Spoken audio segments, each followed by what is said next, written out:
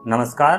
अष्टावक्र गीता की इस सीरीज में आज हम अध्याय 2 के श्लोक 11 के बारे में चर्चा करेंगे। श्लोक कुछ इस तरह से है। अहो अहम नमो मह्यम विनाशः यस्य नास्ति मे ब्रह्मा दिस्तंभ पर्यंतम जगन्नासेपि तिष्ठतः। अर्थात राजा जनक अष्टावक्र से कहते हैं, ब्रह्मा से लेकर तृण पर्यंत तक संसार का नाश हो जाने पर भी मेरा या मेरे स्वरूप का विनाश नहीं होता, जो स्थिर और स्थित रहता है। ऐसे आश्चर्य रूपी आत्मा को मैं स्वयं ही नमस्कार करता हूँ।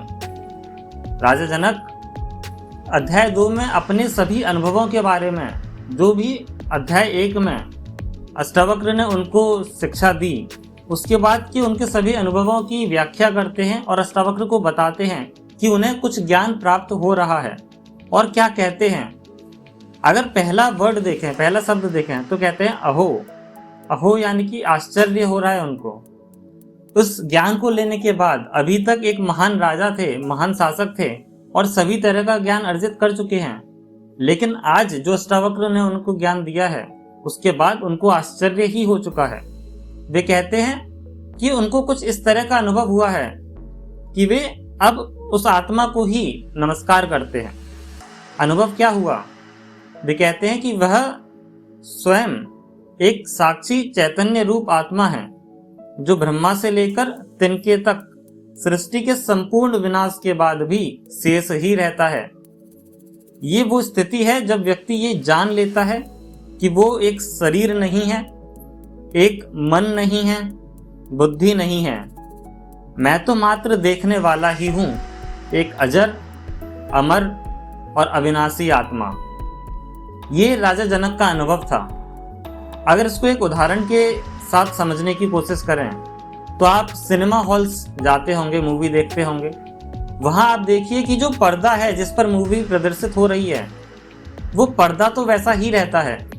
उस पर कभी लाइट्स पड़ती है तो आपको एक तरह की मूवी का एहसास होता है, वहां पर चलचित्र का एहसास होता है।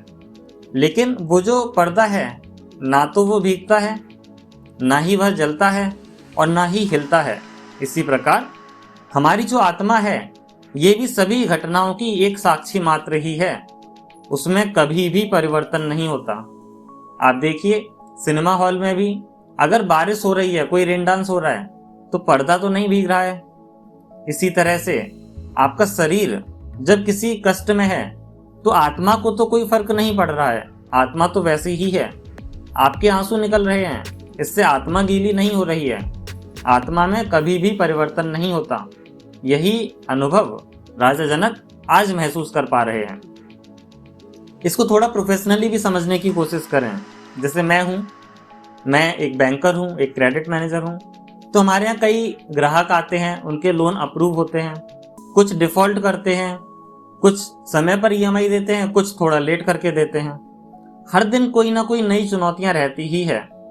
लेकिन अगर इन सभी में मेरा जो असली स्वरूप है वो इन घटनाओं को देखने का है कि यहाँ पर किसी ने टाइमली पेमेंट किया तो अच्छी बात है, किसी ने टाइमली पेमेंट नहीं किया तो उसको कॉल करके पूछा जाए कि भाई क्यों नहीं किया।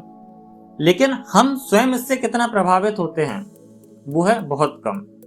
हम हर परिस्थिति में स्थिर, शांत और न्याय संगत निर्णय तभी ले पाएंगे जब हम हर किसी छोटी मोटी चीजों से प्रभावित ना हो। यही साक्षी भाव से जब हम कार्य करते हैं तब हम कर्म के बंधनों में नहीं फंसते, और यही आत्मबोध भी है। एक उदाहरण और लेते हैं। हम आज के समय में जब आर्टिफिशियल इंटेलिजेंस इतना ज़्यादा प्रबल हो चुका है, इसका एक एग्जाम्पल लेते हैं। कोई भी एआई मॉडल लीजिए, आप चैट जीपीटी ले लीजिए, जेमिनी ले लीजिए या कोई और सिस्टम ले लीजिए। डेटा के लाखों उदाहरण वो आपको देता है। आप कोई एक क्वेश्चन वहां पर डालिए, वो आपको बहुत सारे एग्जांपल्स दे देगा। वो आपके बात करने के तरीके से सीखता भी है, प्रतिक्रिया भी देता है। लेकिन जब आप उसकी जो कोर आर्किटेक्चर है उसको देखेंगे, वह तो स्थिर ही रहती है। आप कोई भी इनपुट उसमें दीजिए, उसकी जो कोर आर्किटेक्चर है वो चेंज नहीं होगी। इसी प्रकार ये आत्मा भी है। इसके अंदर का जो स्थायी प्रोसेसिंग यूनिट है, क्या क्या है? विचार करना, भावना और कर्म।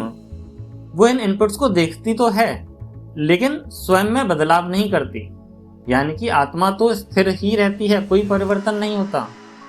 एआई तो अभी भी अपने हार्डवेयर पर निर्भर है, लेकिन जो आत्मा है वो असीम है, अविनाशी है और बियॉन्ड प्रोसेसिंग है।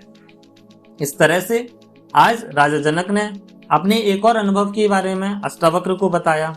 हम उन 3 प्रश्नों के उत्तर खोजने की कोशिश कर रहे हैं जो राजा जनक ने अष्टावक्र से पहले अध्याय के पहले श्लोक में पूछे, और अभी हम दूसरे अध्याय के 11वें श्लोक को कंप्लीट कर चुके हैं। अगर आप भी उन प्रश्नों को समझना चाहते हैं और अष्टावक्र ने किस तरह से ज्ञान साझा किया वो देखना चाहते हैं, तो पहली वीडियो से जाकर के देखें, जिससे एक बेहतर तरीके से अष्टावक्र गीता को, अष्टावक्र के ज्ञान को आप समझ पाएंगे।